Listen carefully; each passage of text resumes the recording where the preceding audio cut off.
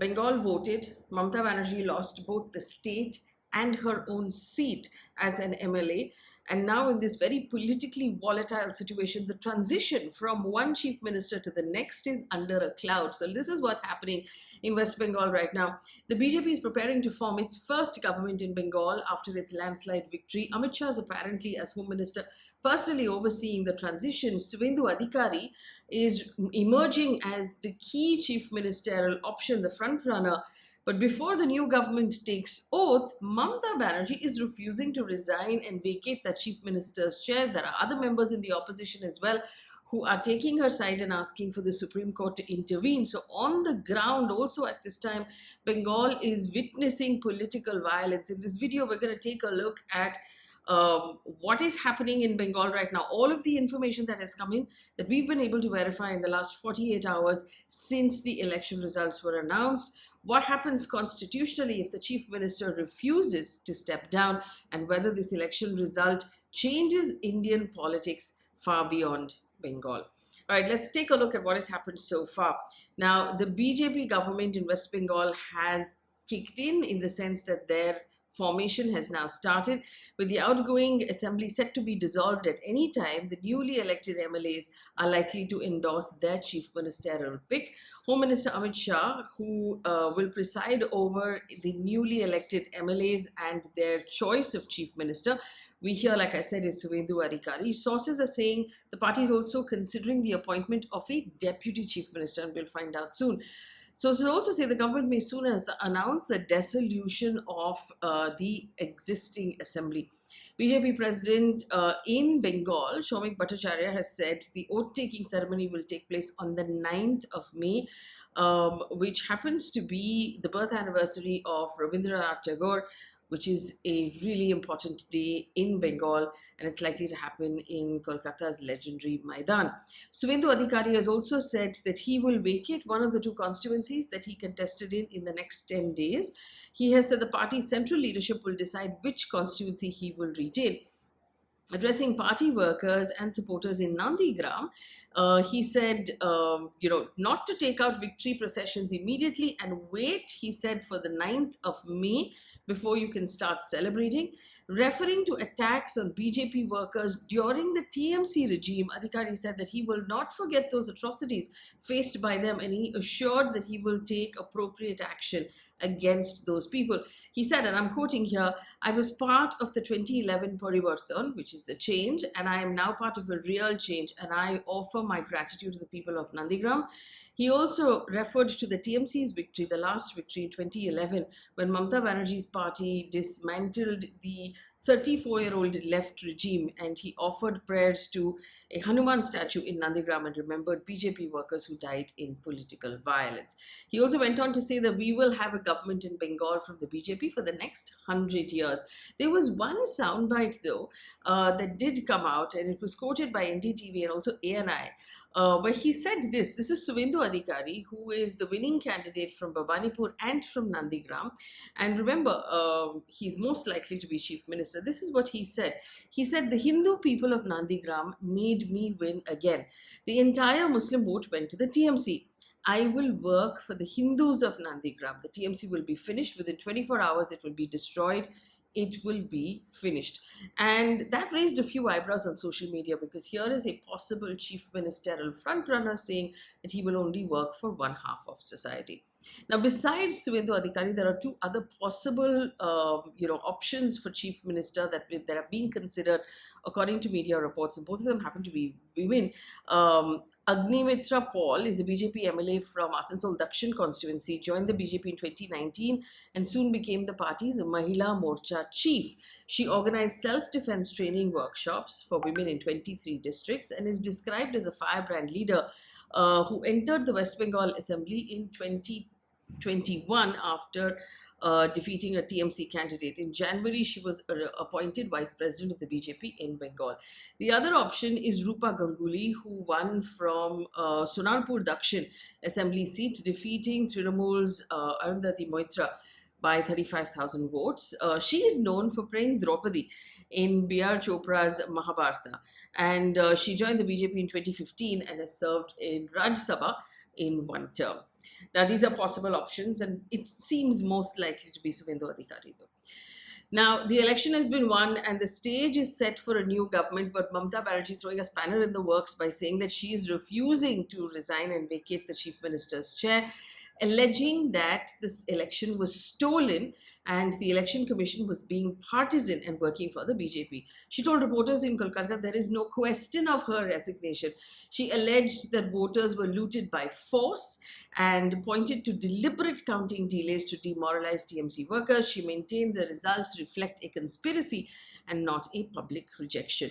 Mamata Banerjee directly accused the Election Commission of working in the BJP's favor and framing it, the framing is deliberate, basically saying that, this is not a fair fight and therefore she is not willing to give in. Notably, the TMC's Mahua Moitra has publicly accepted the verdict, which is a departure from Mamata Banerjee's stand. Yesterday, Mahua Moitra posted on Twitter or X, and she said, the will of the people is supreme. If Bengal wanted the BJP, then Bengal has got the BJP. We respect that.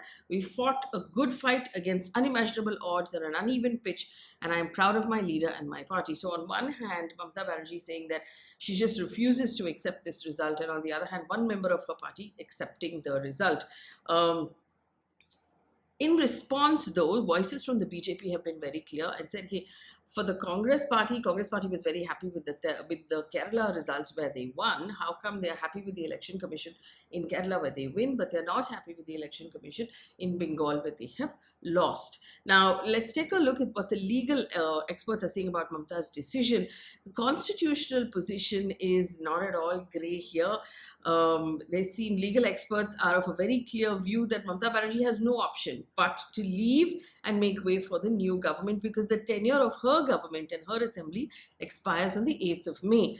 So, any person dissatisfied with the results can apparently file a petition within 45 days of the declaration of results, but there can be no question of the obligation of the incumbent chief minister to resign and vacate the moment election certificates are issued by the Election Commission.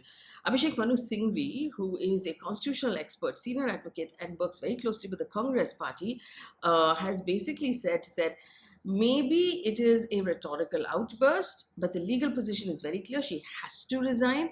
The continuance of an incumbent chief minister after election defeat is unfortunately constitutionally legally void. So there is no choice here. Mamata Banerjee can refuse to resign, and that's the polite thing to do. But if she doesn't resign, the governor can just go ahead and dissolve the assembly and appoint the fresh assembly. And since the election certificates have been handed out by the Election Commission, there's nothing to be done. Now, senior advocate Rakesh Dwivedi has also been quoted by the media saying that there is no question of two chief ministers at the same time.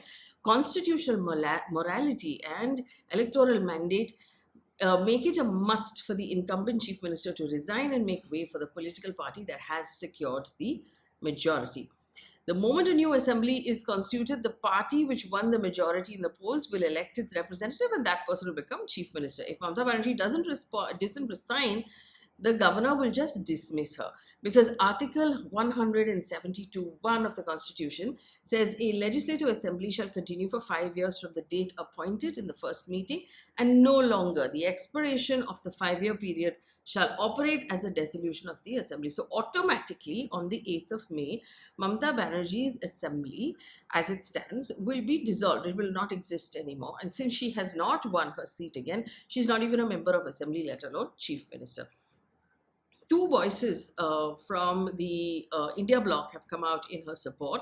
Samajwadi Party's Akhilesh Yadav has basically said that this is a cautionary tale for a multi-layered election mafia that is being currently beta tested before it arrives in Uttar Pradesh in 2027.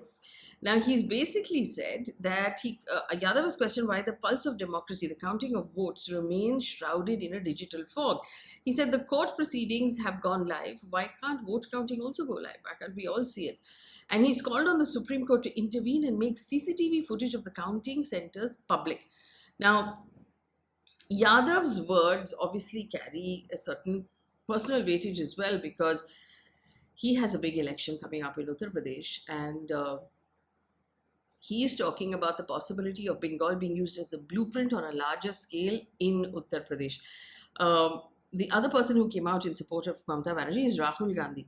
Rahul Gandhi claimed that both Assam and Bengal were examples of elections being stolen with the support of the Election Commission, and the Congress has agreed that Mamata Banerjee's concerns over the counting process are in fact concerns and the final result. His intervention is politically significant because it signals there could be a regrouping of opposition parties after the Bengal verdict. But like I said, the BJP's argument here has been very clear.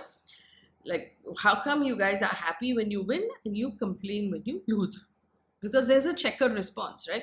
In Kerala, the Congress won. In Tamil Nadu, Vijay has won. The Congress has some 5 seats. In Puducherry, again, the BJP and its allies have won. And in West Bengal and in Assam, the BJP has won. So I think if you want to reject the Election Commission, you should reject it all around and not just in the state of your choosing. Meanwhile, Bengal waits the transition. The state is also witnessing violence. Social media is full of visuals of vandalism, of arson, where people are setting things on fire, people are just breaking things on the road, and there's very loud celebration on the streets. Now, before the elections, you'll remember that Home Minister Amit Shah had said security forces will be stationed in West Bengal for 2 months after the results were declared. Now, Chief Election Commissioner Gyanesh Kumar has directed those authorities to immediately arrest anyone involved in post-poll violence and vandalism in West Bengal. The Election Commission's directive comes after 2 people were killed in alleged incidents of poll violence on Tuesday. Besides scores of party offices being ransacked, being taken over, painted, demolished. In some cases, ordinary shopkeepers have been attacked. Their shops have been vandalized. The Election Commission has issued instructions to West Bengal's Chief Secretary, to the Director General of Police, to Kolkata's Police Commissioner, to the Director General of the Central Armed Police Forces, the district magistrates, the superintendents of police, and other officials to start continuous patrolling in sensitive areas and to stop this violence completely. So this election right now is not just about who won Bengal, because 2 days ago we were talking about this massive victory for the BJP, and it really is a massive victory. It really is a complete landslide.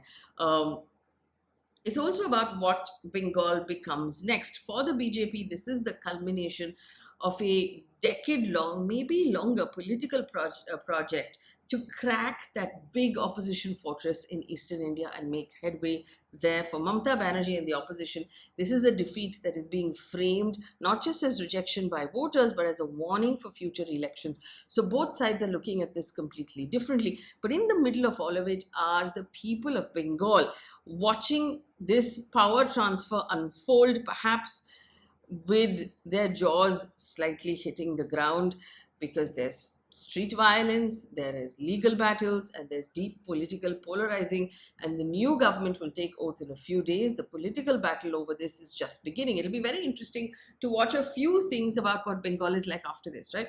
Mamata Banerjee in opposition, which we've seen Mamata Banerjee in opposition in the center as part of the India bloc. We have not seen her in opposition in the state since the left was in power. So it'll be interesting to see how much fight she brings to the street as an opposition leader in the state.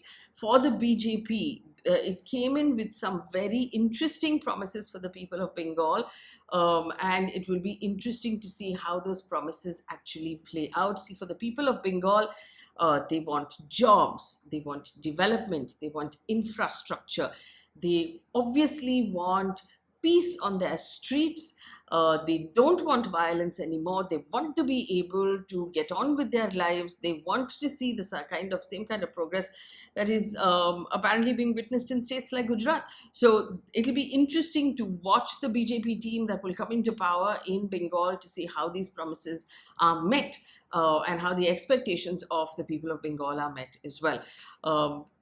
Because obviously, and I must point out here, that Bengal has always had a history of violence during elections. All of the analysts who spoke to us over the years, not just this election, has always said there's always a history of violence. during elections, during voting, and then also during counting.